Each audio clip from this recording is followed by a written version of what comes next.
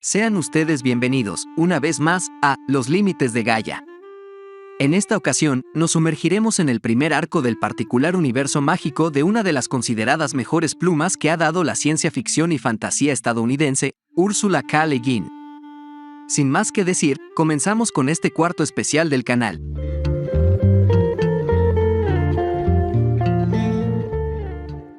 En el archipiélago de Terramar hay dragones, magos y espectros, talismanes y poderes. Es un mundo gobernado por la magia y, ante todo, por las palabras.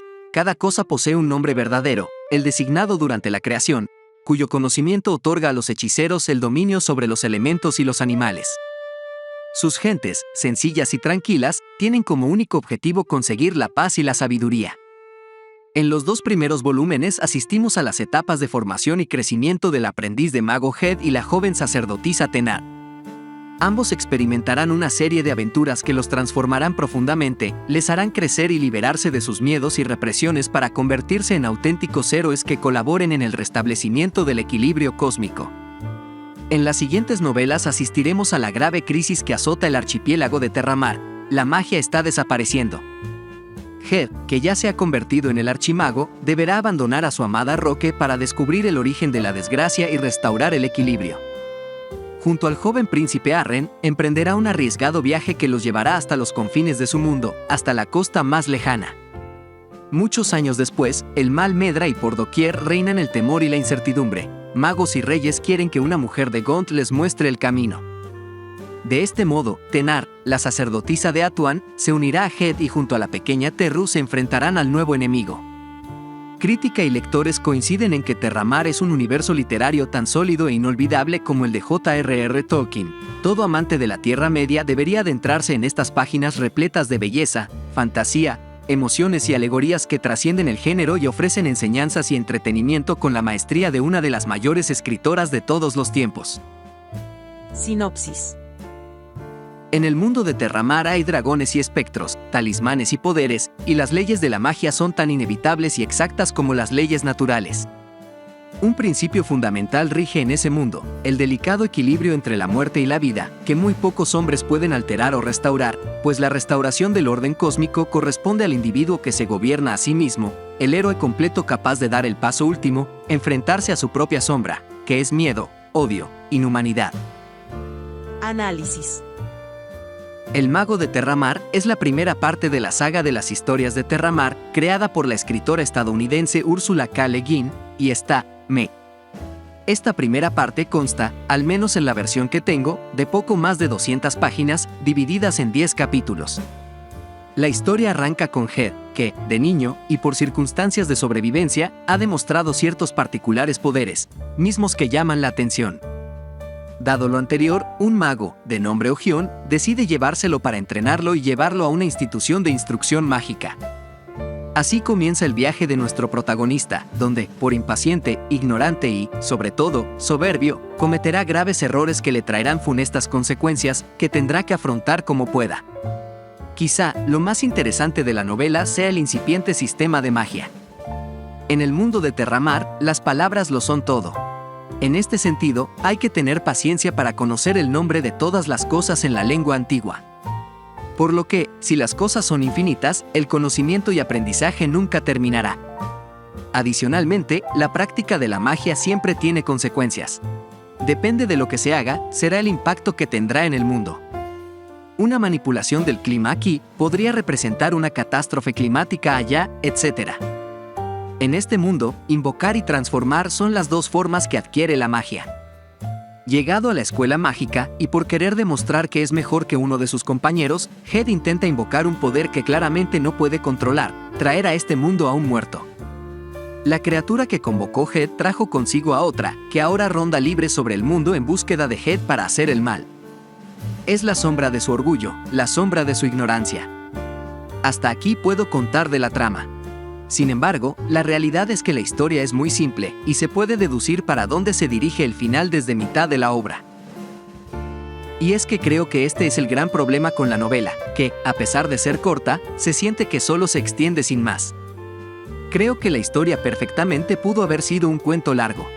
En fin, lo que subyace en el subtexto de la obra no es más que la lucha con uno mismo, sus errores y el cómo poder superarlos. Sinopsis. Han pasado más de 10 años desde que Head se enfrentara a su propia sombra en un mago de Terramar. Capaz ahora de actuar en beneficio de otros, decide recobrar la Runa de la Unión, la mitad perdida del anillo de Ereth, guardado, se cuenta, en las tumbas de Atuan. La sacerdotisa de las tumbas es Sara, que lleva el significativo apodo de la Devorada y que no tiene identidad, pues la ha perdido para ponerse al servicio de los sin nombre, las potestades tenebrosas de Terramar. Análisis. Las tumbas de Atuan es la segunda parte de la saga de las historias de Terramar, creada por la escritora estadounidense Ursula K. Le Guin, y está, entre me y peor que la anterior. Esta segunda parte consta, al menos en la versión que tengo, de poco más de 150 páginas, divididas en 12 capítulos. Han pasado 10 años desde los sucesos de la novela anterior, y no sabemos qué sucedió después de eso con Head, y no lo sabremos hasta mitad de esta novela. La historia comienza con Tenar, una niña a la que separarán de sus padres porque ha sido la elegida, desde que nació, para ser la sacerdotisa de las tumbas. Después de ser llevada a un lugar denominado las tumbas de Atuan y de ver parte del día a día de su instrucción para ser sacerdotisa, por fin puede hacer el ritual formal y convertirse en algo llamado la Devoradora. Después de pasado un tiempo, y de la explicación de cómo fue encontrada y seleccionada para convertirse en sacerdotisa, Tenar ha cumplido la suficiente edad para hacerse cargo de cosas que hacen las sacerdotisas, entre las que figuran, hacer sacrificios de prisioneros para el dios rey al que sirve la organización de las tumbas, y acudir a un lugar denominado el laberinto, que sirve como defensa y contenedor de los tesoros de la organización. Después de que se nos cuenta la historia de cómo los hechiceros han intentado robar los tesoros de la organización de las tumbas, y de acudir en primera persona a las expediciones que hace Tenar del laberinto, esta descubre, en una de esas exploraciones, que alguien ha invadido los territorios de las tumbas. ¿Quién se imaginan que podrá ser? Es muy fácil deducirlo, nuestro mago de la novela anterior, Head. Después de un breve estira y afloja entre Tenar y Head, donde la primera solo juega con él con intenciones de llevarlo hacia la muerte mediante la sed, y el segundo no quiere moverse del sitio donde está, por motivos que no voy a revelar, ambos se encuentran, y en Tenar despierta cierta curiosidad por Head. Comienzan a entablar una relación, donde Head le cuenta sobre el exterior y sobre qué ha venido a hacer a las tumbas, y en Tenar incrementa la curiosidad, pero, al mismo tiempo, también la desconfianza. Por azares del destino y, principalmente, de la trama, ambos se verán en la necesidad de colaborar para hacer frente al peligro que se les avecina. Así empieza una breve batalla donde nada de lo que le habían contado a Tenar es lo que parece, y donde ésta tendrá que tomar decisiones por su cuenta, alejándose de la visión mesiánica que le adjudicaron desde que era niña. Quizá, la mayor crítica que se le puede hacer a la obra, otra vez, y a pesar de su extensión, es que se siente larga. Creo, una vez más, que esta historia pudo haber sido un cuento largo. Además, la resolución del momento climático se siente bastante desproporcionada, con respecto al sistema de magia, y muy conveniente. Sinopsis. Decidido a descubrir el mal que está causando el desequilibrio y amenazando a Terramar, Head, el archimago, se hace a la mar acompañado por el joven Arren y llega eventualmente a la costa más lejana, la isla de Celidor, donde alguien ha abierto la puerta que lleva de la vida a la muerte. Solo atravesando el reino de los muertos, descubre a Arren, escalando las montañas del dolor, encontrará el equilibrio, ayudará a restaurarlo y será capaz de gobernar las vidas de otros hombres. Análisis. La costa más lejana es la tercera parte de la saga de las historias de Terramar, creada por la escritora estadounidense Ursula K. Le Guin, y está, entre me e igual que la anterior. La historia comienza cuando el príncipe de Enlad, Arren, acude a Roque a llevar las malas nuevas a los magos.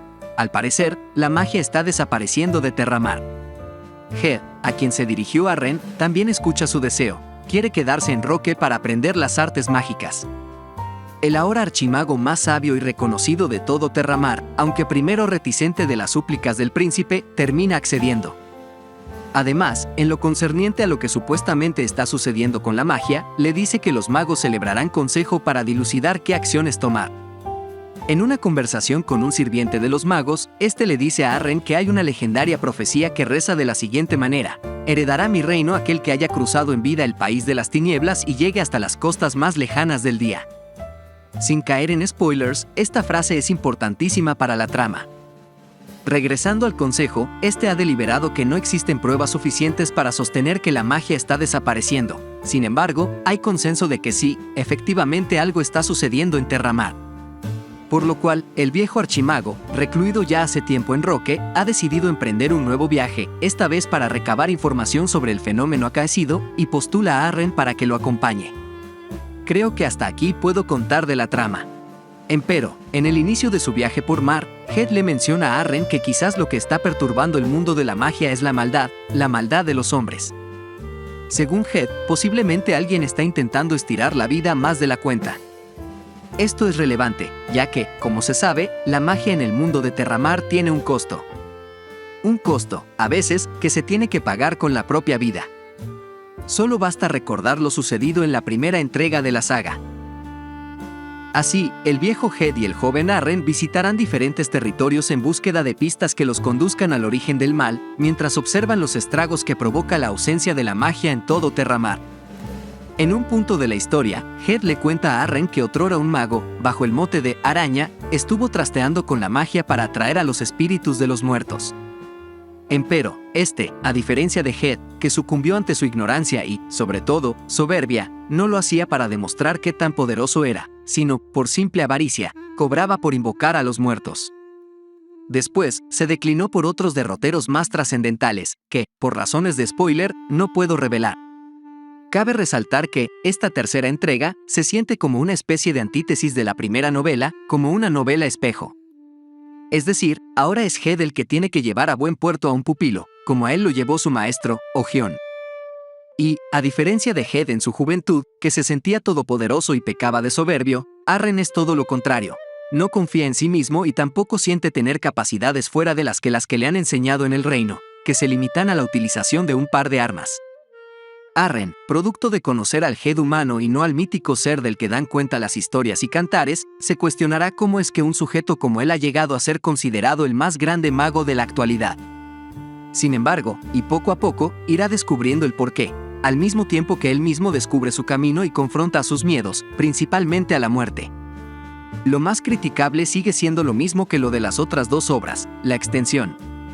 Y, aunque es una novela corta, poco más de 200 páginas, se sigue sintiendo una sucesión de hechos, que bien pudo ocupar el espacio de un cuento largo, aunque el subtexto y semiótica de la obra es buena.